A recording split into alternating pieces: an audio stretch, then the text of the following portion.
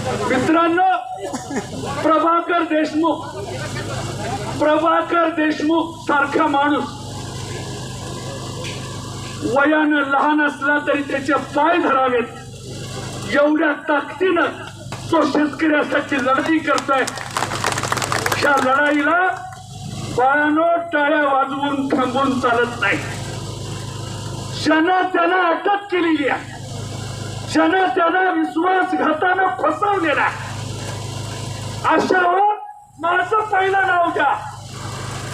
आपण 10 जणांनी प्रायव्हेट प्रभाकर देशमुखाच्या वतीनं अब्रू नुकसानीचा दावा त्या अधिकाऱ्याच्या आई वडिलांवर केला पाहिजे.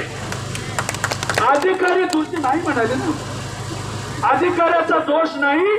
ज्या वेळेला त्याच्या आई वडिलाचं नगलं लागलं त्यावेळेला ते शेवटीलाच केले नव्हते.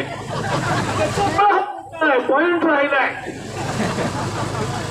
राहिलाय त्याच्यामुळे नुकसान झालंय.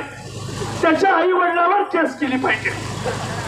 मित्रांनो, इथं आलेला अधिकारी अनगरला जाऊन पाया पडतो आणि मला काय करू म्हणून विचारतो. हे थांबवायचं असं